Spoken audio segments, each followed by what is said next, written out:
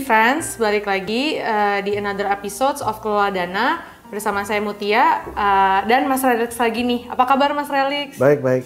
Kali ini sebenarnya aku pengen nanya nih, ini pertanyaan personal sih. Gimana sih caranya anak muda beli rumah gitu?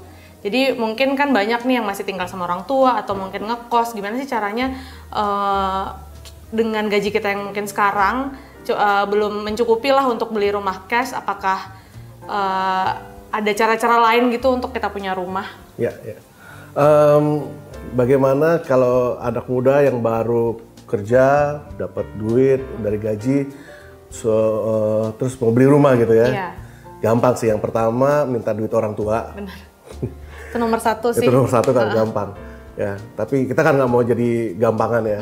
Kita mau lebih mandiri. Jadi caranya adalah salah satunya adalah Anda harus menghitung berapa lama yang dibutuhkan untuk mendapatkan supaya bisa bayar down payment-nya dulu. Nggak usah menghitung sampai beli rumahnya secara sekaligus. Karena by the time Anda dapat duit segitu, rumahnya harganya udah naik lagi ya. Jadi kejarnya sampai ke down payment-nya dulu, kemudian Anda hitung per bulan berapa sih sebetulnya kalau misalnya saya taruh down payment sekian. Terus per bulannya itu berapa? Itu menjadi dana operasional saya gitu kan. Oke. Nah, normalnya sendiri misalnya dari gaji kita sebulan itu berapa sih maksimal kita harus menyisihkan duit untuk membayar si down payment ini? Sebetulnya untuk menyisihkan itu terserah kita ya, semampunya kita. Jadi masing-masing orang berbeda karena ada orang yang tadi saya bilang yang 4,5 juta sudah habis gitu kan, sisanya ya Anda long way to go, makanya Anda harus benar-benar bekerja buat itu, gimana supaya gajinya lebih meningkat lagi. Tapi yang saya bisa jawab adalah bagaimana sih supaya kalau sudah ada down payment, terus cara ngitungnya gimana? Jadi cara ngitungnya kalau sudah ada down payment, bayar down payment, kemudian baru bulanannya berapa. Nah itu kita baru masukkan ke dalam biaya operasional. Nah seperti itu. Jadi apa sih gunanya kok kita mikirin rumah ya? Itu sebetulnya lebih bagus daripada kita ngekos atau daripada yang lain-lain harus sewa gitu ya. Karena ini kita dipaksa supaya itu kita nabung juga sebetulnya. Memiliki aset lah ya. Memiliki aset, iya. Dan bagusnya apa? Kalau KPR itu ada yang namanya AJK, Asuransi Jiwa Kredit. Dimana kalau Anda dipanggil Tuhan, itu rumah otomatis menjadi milik keluarga Anda. Walaupun belum selesai cicilannya? Iya, walaupun itu makanya di dalam semua KPR rumah itu ada itu. Mungkin kaget ya, mungkin pada masih nggak tahu. Tapi yang harus Anda kejar memang harus rumah. Karena di situ Anda juga bayar asuransi untuk rumah itu. Sehingga pada waktu walaupun cicilan belum selesai dan di tengah-tengah Anda dipanggil Tuhan, ya itu rumah menjadi milik keluarga. Dan dibayarkan lunas, selesai gitu. Oh, jadi itu sudah masuk ke dalam cicilan KPR kita tiap bulan ya untuk pembayaran asuransinya itu. Oh, nah kalau berarti kan sebenarnya kalau kita punya cicilan KPR, kita belum punya rumahnya nih, Mas. Jadi kita tetap harus ngontrak sambil kita juga bayar cicilan. Nah, gimana ya cara kita mengelola investasinya itu? Apakah kita harus mengurangi biaya operasional kita seperti misalnya makan atau belanja dan lain-lain? Nah, itu tergantung dari masing-masing sendiri sih. Jadi ya gini lah, seberapa niat sih Anda kepingin punya rumah dengan tidak mengganggu keuangan Anda, gitu kan? Mindsetnya harus begitu. Seberapa niat Anda ingin memiliki rumah tanpa mengganggu keuangan Anda. Nah, kalau tanpa mengganggu keuangan Anda, ya berarti caranya ada beberapa. Ya, Anda harus naik. Pertama, ya gajinya harus naik lebih tinggi, atau mengurangi spending yang menurut Anda sudah bukan prioritas lagi. Ya, mungkin tadinya prioritas saya sekarang mau nonton film nih. Justru pada saat pandemi ini, ya saya bisa quote and quote ada blessing in disguise ya. Kita kerja di rumah, tidak buang uang transport ya. Ini bagi orang-orang yang masih keep pekerjaannya ya, bisa nabung. Tadinya kita ke bioskop atau nggak kita ke mall, kita nggak ke mall, nggak ke bioskop. Uang transportasinya itu sudah bisa kita tabung. Dan sekarang online juga murah harganya kan, dibanding dengan kalau kita ke mall, karena ada biaya orang tengah yang dipotong di situ kan. Jadi hal-hal ini itu tergantung kita dan mindset kita gimana. Apakah kita benar-benar menginginkannya atau cuman suatu slogan yang saya perlu rumah. Buat apa nih buat tapi? Apa? Iya, Gitu. Kalau buat anak muda nih, misalnya kita baru di bawah 30 tahun lah gitu. Kok kayaknya masih ngawang-ngawang banget ya punya rumah gitu. Mendingan mana nih Mas? Kita punya mobil dulu atau transportasi dulu atau punya rumah? Ya. Mendingan punya rumah dulu daripada punya transportasi. Tapi nggak bisa dipamerin Mas kalau kita di parkiran kantor gitu kan. Kita harus punya mobil, ada kuncinya bisa kita bawa ke meja. Kalau kunci rumah kan nggak bisa kita bawa ke meja kantor. Betul. Saya juga merasakannya, tenang aja. Itu waktu dulu saya merasakannya. Iya. Tapi pada akhirnya setelah beberapa tahun kemudian, setelah anda ini menyadari ya, ada beberapa penyesalan gitu ya iyalah. Itu kan penyesalan udah lewat kan ya. Kalau ini petuah Mas Relix untuk kalau di depan anak-anak muda ya. Iya benar-benar. Jadi inilah yang saya tadi bilang. Uang yang sekarang lebih berharga daripada uang yang nanti. Sehingga uang yang nanti itu nanti harus menghasilkan lebih banyak. Dan rumah sekarang itu lebih berharga daripada rumah nanti gitu kan. Jadi banyak hal yang bisa didapatkan kalau kita lebih punya rumah dulu atau kita punya yang namanya kendaraan. Oke, perbandingannya. Kendaraan adalah depreciation asset. Aset yang bisa depresiasi. Rumah, tanah adalah aset yang apresiasi biasanya di Indonesia ya, tanah dan bangunan. Jadi Anda memiliki aset dan tempat tinggal juga memiliki aset yang selalu naik harga value-nya.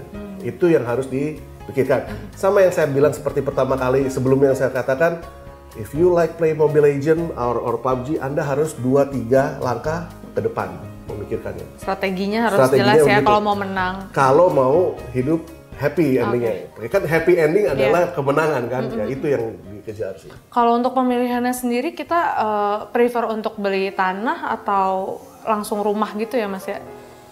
Kalau ya lebih baik beli tanah dan rumah kan, beli rumah dapat gitu. Tanah ya. Karena kalau begitu kan tanah tanpa rumah kita mau tinggal di mana gitu kan. Jadi ini kita lihat value-nya aja. Kalau dari value itu pasti punya rumah pasti lebih besar dari value daripada punya apartemen atau maupun aset yang lainnya gitu. Misalnya nih kita cuma punya duit tahu-tahu dapat warisan atau kita dapat bonus, dapat THR dan lain-lain, kita cuma mampu untuk beli tanah dulu gitu. Apakah mending uang untuk beli tanah itu kita investasi dulu kah atau sampai kita akhirnya bisa beli rumah atau kita beli, yaudah deh beli tanah dulu aja biar kayak Pak Haji gitu banyak tanahnya. Nah, itu salah. Mendingan KPR. Oh, mendingan KPR langsung beli rumah ya? Langsung ya. Karena secara jangka panjang lebih menguntungkan KPR ya? Ya, memang bunganya sih memang kadang-kadang kan tinggi, tapi kan kita bisa cari tuh bunga-bunga yang rendah. Maksudnya apa? Maksudnya nanti di tengah-tengah kalau terjadi apa-apa itu rumahnya kan menjadi free gitu kan. Kalau terjadi apa-apa. Jadi kalau menurut saya sih lebih baik Anda KPR. Bahkan beberapa orang juga misalnya for tax purposes mereka lebih mendingan ngutang gitu. Beli rumah KPR ngutang. Sehingga mengurangi pajak mereka yang harus setiap tahun mereka bayar. Ya, kira-kira begitulah. Oke. Berarti untuk menuju ke memilih rumah itu kan berarti kita harus punya down payment-nya dulu lah ya. Nah gimana sih kiat-kiatnya nih untuk kita ngumpulin si down payment-nya dulu nih? Apakah dari gaji kita sekarang kita taruh di bank atau kita taruh di investasi reksadana atau saham? Itu cara memilihnya gimana nih untuk kita punya duit untuk down payment rumah? Jadi Anda harus pikirkan berapa lama untuk membayar down payment itu kan. Misalnya saya perlu 10 tahun, nah tinggal lihat instrumen investasi apa, dengan dana yang saya taruh itu nanti 10 tahun menghasilkan segitu, ditambah inflasi. Karena apa? Karena pasti harga naik down payment-nya kan. Dalam 10 tahun itu pasti naik. Karena inflasinya sekarang 3%, 4%. Jadi semuanya itu harus dihitung. waktu dihitung itu kalau sudah tahu ya kita sisihkan dana itu, entah itu masuk ke reksadana yang berbasis pasar uang atau obligasi. Tapi rasanya kalau ke sulit saham untuk sedikit aja sih. Kalau saham sih menurut saya sih bisa jadi portofolionya dicampur. Jadi antara saham, obligasi sama pasar uang. Oke. Jadi campuran ya, campuran. Mas ya? Itu namanya sih di dalam investasi diversifikasi. Jadi salah satu prinsip investasi adalah diversifikasi, di mana kita tidak menaruhkan satu telur di satu basket. Ya. Oke. Jadi di berbagai basket kita taruh itu. Nah kalau untuk rumah atau apartemen gitu ada nggak preferensinya? Kenapa sih kita memilih untuk punya rumah? Mendingan punya apartemen di tengah kota atau apartemen di tengah kota atau punya rumah di daerah suburban area gitu? Dua-duanya prefer. Beli dua ya langsung ya? Beli dua, buy to get one free. Jadi itu tergantung semua dari mobilitas kita, seberapa murahnya. Jangan-jangan kalau kita punya rumah di Bandung, terus harus datang ke Jakarta, ya kan itu jauh juga kan. Jadi kita harus lihat dari sisi ekonomisnya apa enggak. Jadi saya harus punya apartemen dulu karena kerjanya dekat, atau saya punya rumah dulu gitu ya. Jadi itu harus dihitung juga sih. Jadi yang mana yang Anda perlukan ya, yang Anda butuhkan ya, bukan yang Anda mau. Ingini. Jadi ini perlukan itu yang dikejar dulu sih. Biasanya kan orang-orang, saya pingin ini apartemen di tengah kota ya, tapi harganya berapa, mampu nggak gitu. Iya. Lalu untuk sambil kita menyicil KPR nih, misalnya kita udah bisa tinggal di rumahnya gitu, berarti kan kita sambil nyicil KPR, kita juga ada biaya-biaya maintenance, biaya renovasi. Nah, baiknya itu berapa persen sih dari gaji kita tuh kita mengelola? Ada biaya listrik, biaya air, kita nge-renov rumah, gitu. Gimana tuh? Terutama merenov rumah. Nah, biasanya orang lupa akan poin merenov rumah. Karena orang pikir sudah punya rumah sudah, nanti tunggu berapa tahun tidak disisihkan uangnya, tiba-tiba kok udah harus renovasi ya, dan tidak ada uangnya. Nah itu menjadi satu portofolio tersendiri lagi sih. Makanya punya rumah dan tidak punya rumah itu tanggung jawabnya akan lebih naik lagi kan. Jadi bukan hanya Anda membayar down payment atau rumah itu lunas, tapi maintenance juga harus dijaga. Nah maintenance ini kan masuk ke dalam biaya operasional. Nah sebetulnya renovasi rumah itu bisa dimasukkan ke biaya operasional. Loh, tapi 10 tahun sekali. Loh iya, kan dicicil.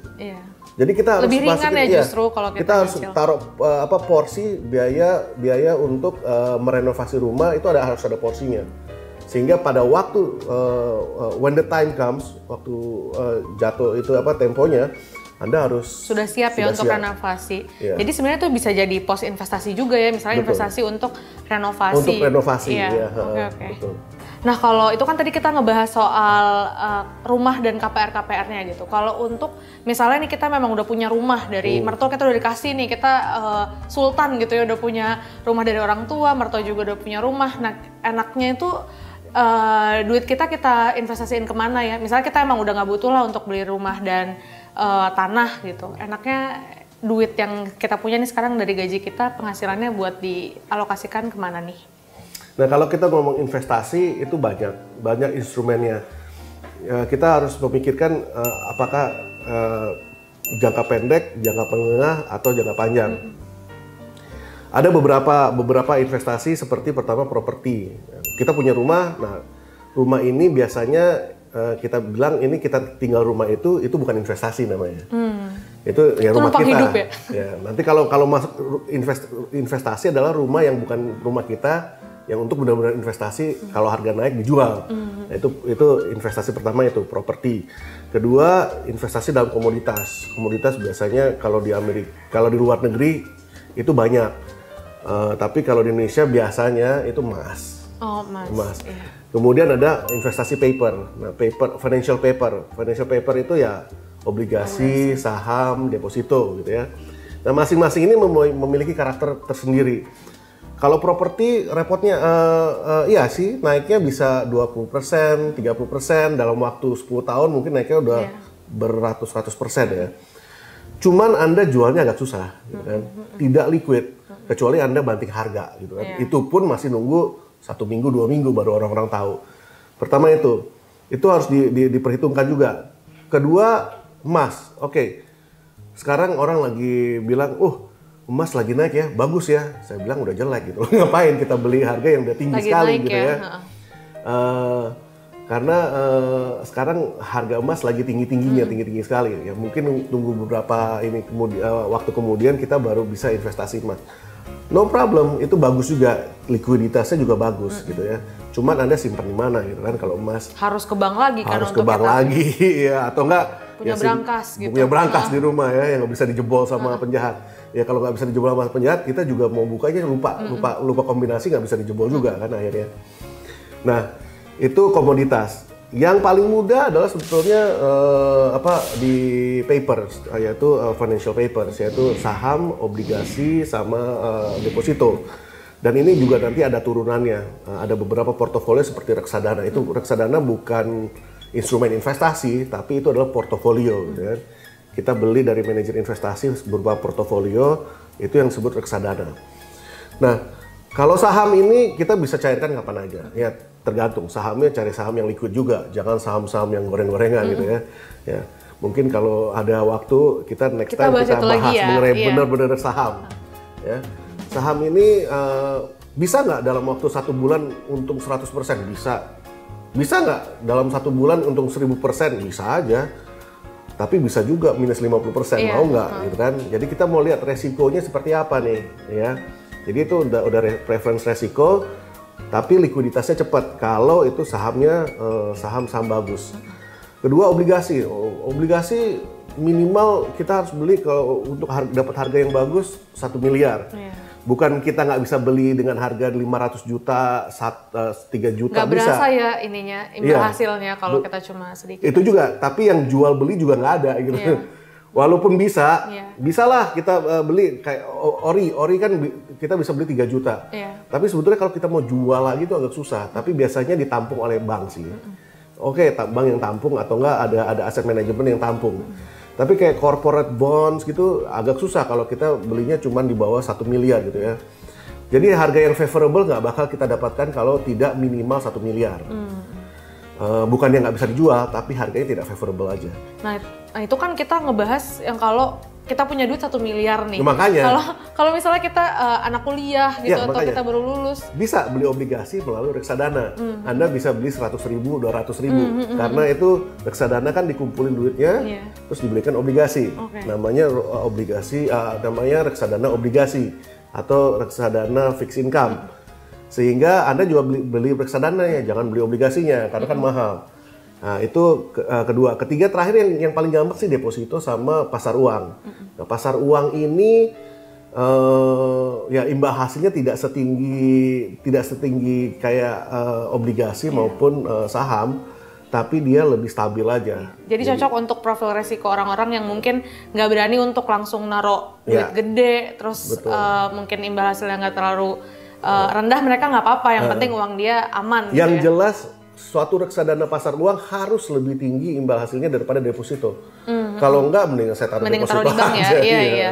Jadi kalau misalnya mau diurutin nih, kalau orang-orang baru mulai investasi, bagusnya mulai dari mana nih? Apakah langsung ke saham, terus dia langsung trading sendiri gitu, atau apakah baiknya mulai di reksadana dulu, terus bangun portofolio sampai dana darurat udah terkumpul, baru mulai ke saham deh kita coba-coba gitu. Oke. Like I said in the beginning, there is always a first time for every people ya. Jadi semua orang harus menghadapi first time ini. Kalau saya suggest sih kita berawal dari deposito dulu. Orang-orang pasti udah tahu lah semua deposito. Kemudian baru kita naik ke reksadana. Nah reksadana ini banyak macam-macam. Ada reksadana pasar uang, reksadana saham, reksadana obligasi. Belajarnya di situ, di reksadana ini. Nanti kalau sudah mengerti, baru kita bisa belinya masing-masing nih. Saya mau beli saham sendiri, saya belajar saham. Saya mau beli obligasi sendiri, saya belajar obligasi gitu. Soalnya udah banyak banget aplikasi-aplikasi yang bikin kita kita udah jadi kayak trader lah gitu, udah bisa beli saham hari ini. Kita ngeliat kita gabung ke sebuah grup gitu, grup ini bilang kita harus ngambil lagi murah nih, ayo cepet biar cuan gitu. Ya itu salah satu bahayanya kalau kita tidak belajar. Ya kalau dari sisi saya, dari sisi investor, saya mau menginvest kalau saya mengerti benar dan saya tahu resiko seperti apa. Kalau saya tidak tahu resikonya, saya nggak mau. Atau saya tidak mengerti ini seperti apa, saya tidak mau. Itu seperti saya beli kucing dalam karung gitu. Ya, mungkin banyak orang-orang sekarang mikirnya, wah dapat return sekian udah. Tapi mereka lupa nanya, isinya apa sih? Anda putar di mana sih sebetulnya? Pengennya cepet kaya aja ya. Bener. Kayak perbankan. Memangnya perbankan aman? Well, perbankan nggak aman-aman juga loh. Oh gitu Mas? Iya, deposito tuh nggak aman-aman juga. Bisa aja kita lupa akan beberapa tahun yang lalu atau mungkin baru-baru ini ada bank yang nggak bisa bayarkan depositonya. Nah, loh itu kok bisa? Ya bisa aja gitu lah. Gimana dengan bank negara? Ya bisa aja, satu waktu bisa aja. Kalau tidak di manage dengan baik gitu loh. Jadi semua investasi sampai bahkan ke deposito pun ada resikonya. Tapi kan kalau di deposito ada yang namanya blanket guarantee ya, yang 2 miliar itu dijamin oleh LPS gitu ya. Tapi kan kalau di atas 2 miliar nggak dijamin gitu ya, hilang aja, bisa hilang begitu. Jadi hal-hal ini yang perlu dilihat. Investasi bermula dari resiko. Anda mau ambil resiko seperti apa, baru kita lihat returnnya berapa. Itu berarti masuknya ke hak-hak dan kewajiban investor ya. Itu sebenarnya seru banget, tapi kayaknya itu bagusnya kita bahas di episode selanjutnya ya. Nah ini lagi-lagi kita ada rapid fire question nih Mas, buat Mas Relix. Dijawabnya langsung cepet aja nih. Asuransi jiwa atau asuransi kesehatan? Kesehatan. Kenapa tuh Mas? Karena kesehatan dulu sih. Jadi kalau tapi asuransi kesehatan itu kan ada, kalau nggak salah ada yang penyakit kritis dan Iya, justru itu yang saya mau ambil. Oh, yang penyakit kritis justru, ya? Iya, kesehatan itu termasuk penyakit kritis. Dibandingin sama asuransi jiwa. Dibanding asuransi jiwa nomor 2. Karena kalau kritis, kalau ada sakit terus tidak meninggal, duitnya Anda tergerus kalau tidak punya asuransi kesehatan. Oh, oke. Kalau misalnya kita profiling nih ya, misalnya saya masih single gitu, mendingan berarti belum punya asuransi jiwa nggak apa-apa. Yang penting punya asuransi kesehatan. Kalau misalnya di kantor ngasih nih asuransi kesehatan gitu, apakah kita perlu punya asuransi kesehatan di tempat lain kah atau gimana? Kalau di kantor sudah ada ya Anda harus menambah dengan asuransi critical illness sih. Berarti kita beli lagi untuk critical illness ya? Untuk ya penyakit kritis sih. Oke, berarti tadi asuransi jiwa bisa menunggu lah ya, bisa kita kumpulin kalau single ya. Ya, oke. Lalu investasi atau dana pensiun? Ini maksudnya apa ya? Kayaknya maksudnya memilih untuk investasi untuk jangka sekarang atau apa untuk dana pensiun gitu? Jangka panjang. Jangka panjang ya berarti. Pensiun. Karena ya. Kalau misalnya kita gimana sih cara ngitungnya kalau kita misalnya kita pengen pensiun dini deh, misalnya usia 45 kita udah nggak kerja, terus ya udah deh kita mau santai-santai aja pengen keliling dunia, kan orang-orang mimpinya kayak gitu ya. Gampang. Lihat di BPJS Anda udah punya saldo berapa tuh. Terus BPJS kan ada, kan kita kan bayar itu kan untuk itu kan, jadi bisa lihat. Cuman yang menentukan diri kan diri sendiri ya. Apakah Anda udah ready untuk memiliki usaha sendiri? Nah itu kita bisa bahas berikutnya tuh. Oke. Terus investasi online atau ke bank? Kalau zaman dulu kan kita harus ke bank ya untuk online ya, lebih mudah. Tapi mungkin kalau di bank kita bisa dikasih tahu nih, bisa sambil belajar gitu. Mungkin